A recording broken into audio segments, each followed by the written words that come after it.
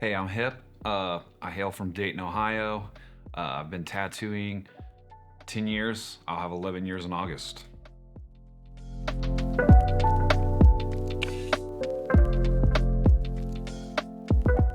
I come to Huntsvegas because of the fellowship, the camaraderie.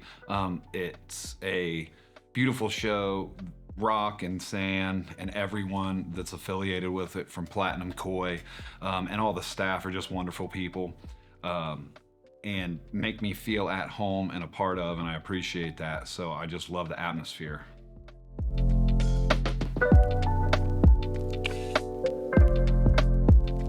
Man, it happened on accident. So like, I went to prison, and I wanted to get two birds with one stone because none of my brothers or sisters have ever been to college or prison. So I'm like, let me make the best of both worlds.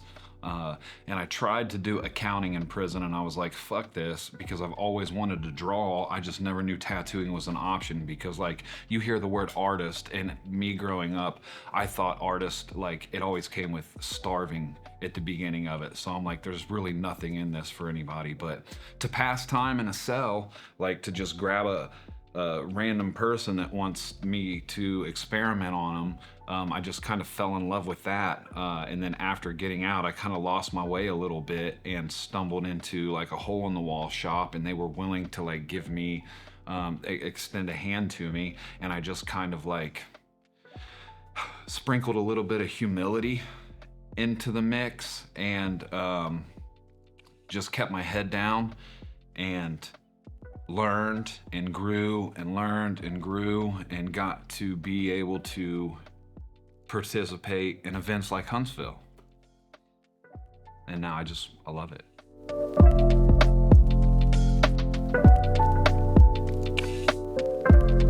Color realism, for sure, black and gray realism. Still developing it. I believe to always like remain green and constantly hungry. So like, yeah, I just say color realism. I mean, I ultimately, like, the fundamentals play a big part in tattooing, and you know, you want to do the things and earn your keep as you're growing and becoming a tattooer, like a master of the craft.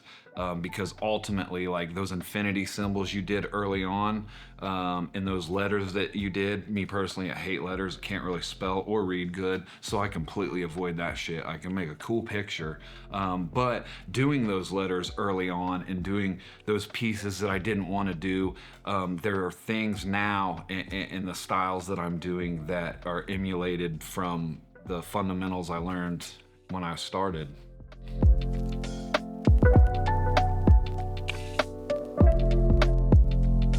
The ones that I fuck up, and because I fuck them up, and they stand out so hard as like constant reminders, right? There's a saying, fear weighs ounces, regret weighs tons. So like, in the moment while I'm like in the zone with the tattoo, I might be like tired, my back might be sore, my client might suck, and I get kind of fed up and I go to cut a corner, and all I've done is create two more corners, right? So now I go and finish the tattoo, and it's there staring at me for the rest of my life on that person anytime I see it. So those are usually my most memorable ones. I'm a big critic of myself, which can kind of be a character defect to some points, because I'll never cut myself any slack. So yeah, I would say it's the ones that I don't like the most that stand out the most to me, because, you know, people coming up like, dude, that's dope, and I'm like, you're stupid, are you blind, you can't see that? But I know they can't, but you know, I just got to keep pushing myself, I guess.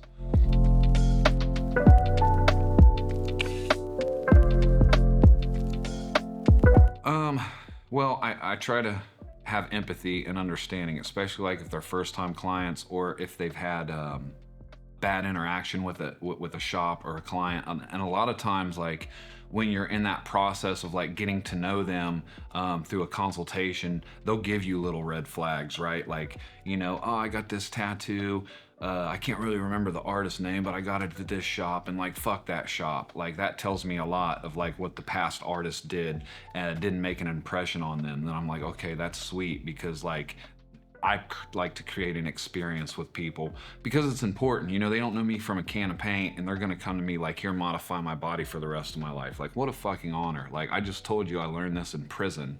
Now I got strangers willing to give me boatloads of cash to make art that I like to do on their body forever. Like, that's a big honor, and I appreciate that. And then, you know, you'll have the client that comes in that's just kind of like the annoying client. They give you red flags too. And a lot of times with them, I take the ball back. Like, you know, money's cool, but I don't need it, and I don't need yours. So like, maybe I'm not the right fit for you. And then of course I'll tee up another artist and let them deal with that, because I've had enough drama.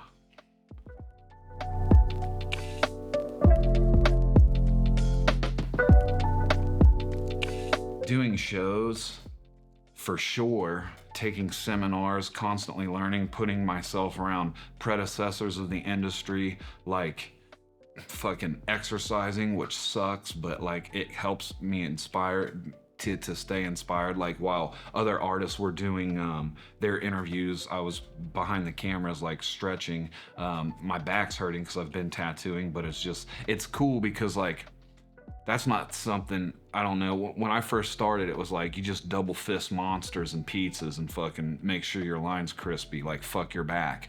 But like, I like to look at like the ergonomics of tattooing and how of the importance of it, as well as like the technical application and how can we do things better, and like, what are some things that are more available to this industry that will create a better experience for the client and keep the tattooer going longer. So I try to draw inspiration from everywhere.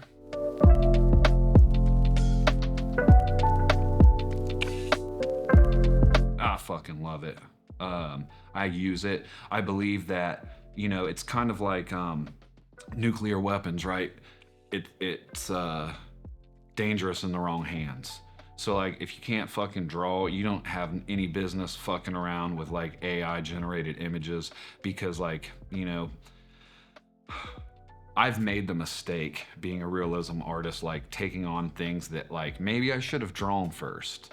So I've got experience that I can look back upon and be like, yeah, and going back to that fear versus regret. Like, oh, I'm just scared to like take time and like try to learn how to draw hair properly. Why not just fucking hit up AI and have it do it for me? That's all good and all, but then like, you go to get in the tattoo and now you're right back at that table with the pencil or paintbrush in that drawing, but now it's on a real human that's going to have to live with that for the rest of their life. So it's a beautiful thing. I use it very frequently. The piece that I'm doing today is partially AI, partially like cropped imagery that I'm using, and then some pictures that I've taken out like with my own phone and camera and stuff. So yeah, it's cool. It's just, you know, like, learn how to be an artist first, for sure.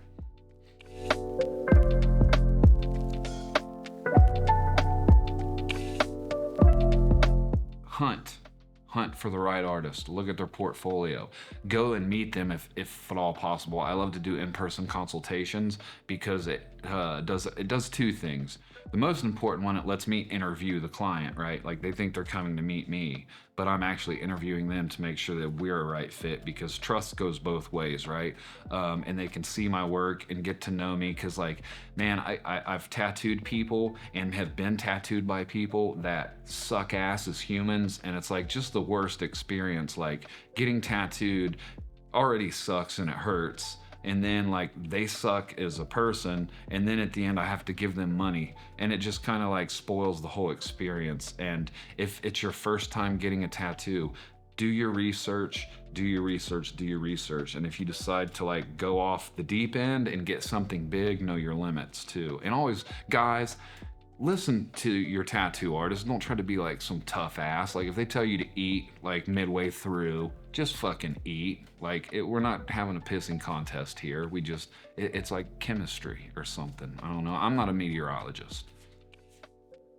That's the wrong word. I did that on purpose.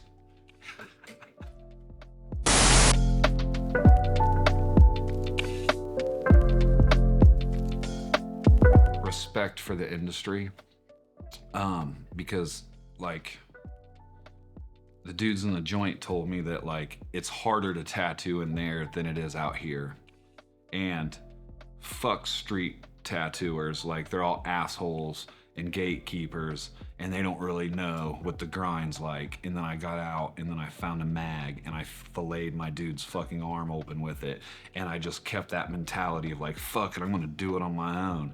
And now like having had apprentices and seeing other apprentices and just how vastly quick they learn and grasp it, and like it's like I feel like my first 3 or 4 years were just a scab factory of just horrible tattoos that were blown out, and it was because I was stubborn and I didn't respect the industry and I didn't have humility to just ask someone like, hey, can I get an apprenticeship?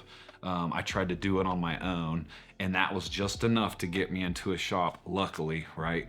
But yeah, I wish I would have had like an official apprenticeship for sure, because it matters, you know.